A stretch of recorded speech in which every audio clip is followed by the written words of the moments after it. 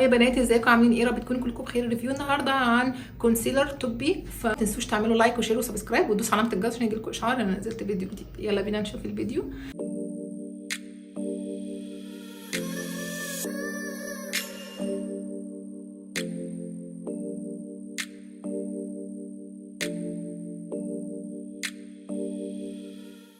ريفيو النهارده يا بنات عن الكونسيلر بتاع درماتيك اللي هو ده.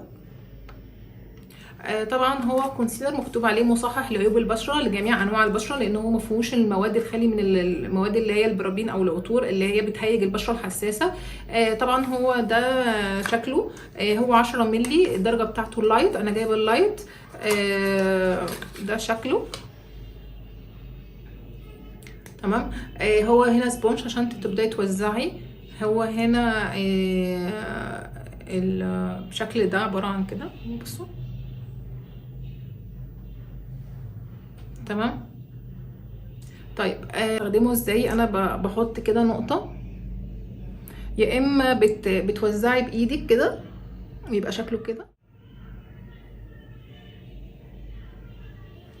او ممكن بتحطي نقطه وتبداي توزعي. طبعا شايفين هنا في حبايه حمراء، مش عارفه باينه ولا لا، فهنشوف هي التغطيه بتاعته عامله ازاي بالسبونج اللي موجوده.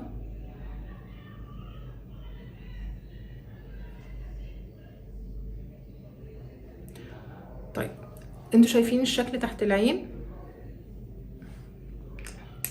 طيب انا رايي فيه ايه؟ انا رايي فيه ان هو حلو جدا بالنسبه اللي هو تحت العين وشكله طبيعي ولونه حلو. هو شويه تحس ان هو على اصفر شويه.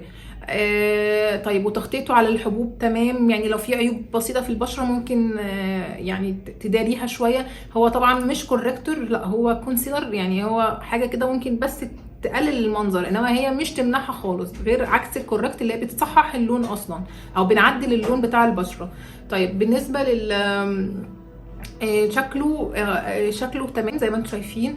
توزيعه حلو، العبوه بتاعته انا رايي فيه لا هو حلو جدا، ان هو يعني كاستخدام حلو، استخدام شخصي كويس جدا. ان هو انت مثلا مش عايزه تهلكي تحت العين وتستخدمي حاجات ما فيهاش كيميكالز كتير، يبقى ده مناسب قوي. طبعا البنات كنت انا عامله قبل كده كريفيو عن كريم مخصص بس لتحت العين، كان كولاجرا، كان حلو جدا، اللي هسيب لكم اللينك بتاعه. الكولاجرا هو مخصص بس لتحت العين، انما ده كونسيلر مناسب لكذا حاجه، يعني مناسب للبشره كلها، يعني هو مش مخصص، مش كاتبين ان هو تحت العين بس، اللي هو مثلا التاني كان معالج اكتر، ده شويه تجميلي اكتر، بس اللي هو زي ما انا قلت ان هو مش فيه كيميكالز كتير. بس وده كان رايي فيه، واستنوني الفيديو الجاي. باي باي.